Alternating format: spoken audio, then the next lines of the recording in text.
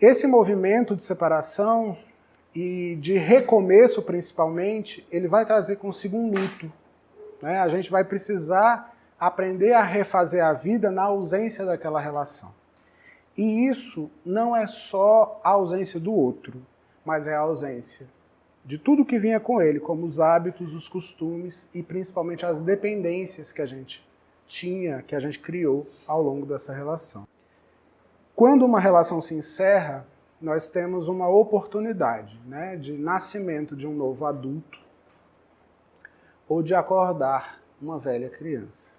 Ou a gente pode se refazer e se refazer muito melhor, muito mais consciente, muito mais inteiro após uma separação, ou essa separação pode trazer à tona todas as demandas do passado, toda aquela criança ferida, e ela vir com toda a força e com uma série de exigências e sofrimentos e frustrações por ter esse momento interrompido, né? Por ter essa perda que vem do apego.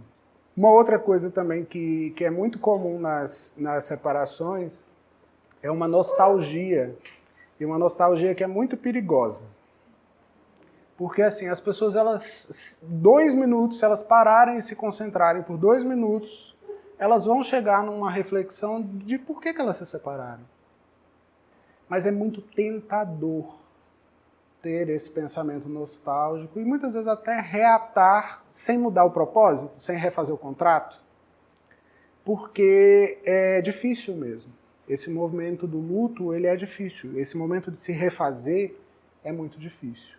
Às vezes a gente prefere ir pelo caminho mais sinuoso, longo e perigoso, mas que a gente já conhece, do que abrir uma nova possibilidade. Também é nesse momento em que o saco de ossos dos nossos defuntos,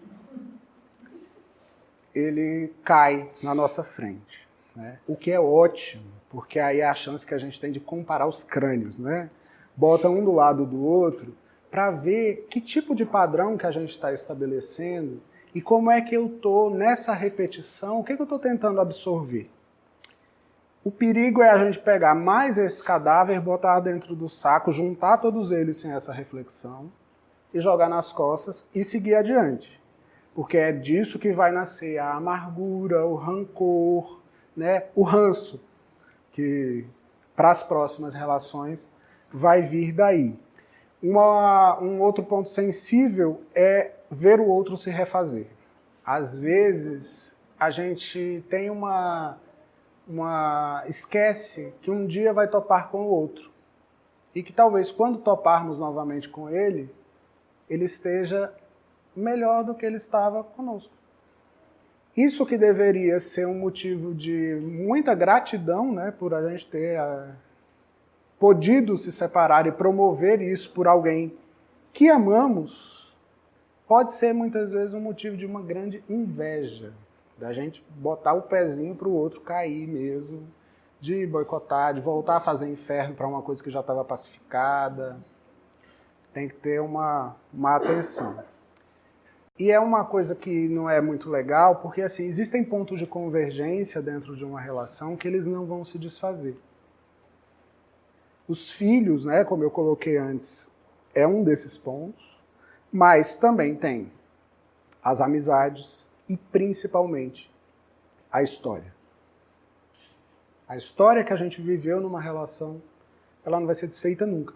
Tem um filme muito bacana chamado Brilho Eterno de uma Mente Sem Lembranças. Não sei se vocês conhecem. O Brilho Eterno de uma Mente Sem Lembranças.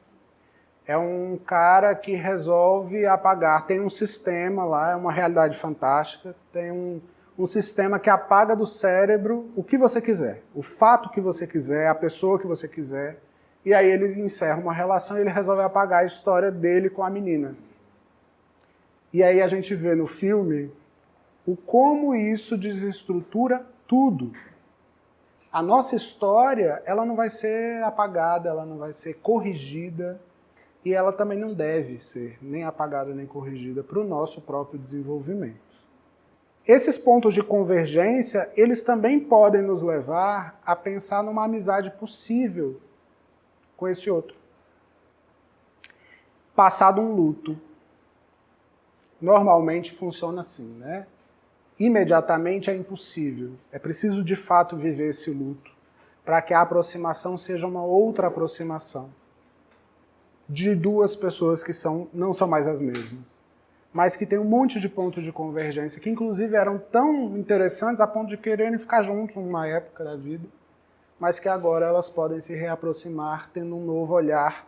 E geralmente as amizades que derivam disso, quando elas conseguem acontecer, né, quando a gente tem competência para elas são amizades fantásticas, porque são amizades onde a cumplicidade e a intimidade elas já existem. Você já conhece, né? Então fica muito mais fácil e muito mais produtivo. Inclusive, vale muito a pena, viu? Transformar ex em amigos, quando a gente dá conta, vale a pena. E às vezes, nesse movimento, o risco que a gente corre é de descobrir o outro e de encontrar nele um novo mistério. E aí, se a gente fizer isso, também não há problema nenhum. Por que não?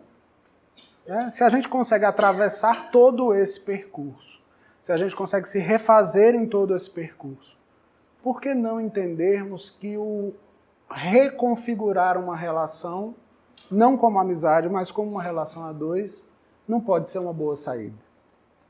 É raro, mas impossível não é, e pode ser bem interessante, viu? Pode ser bem válido.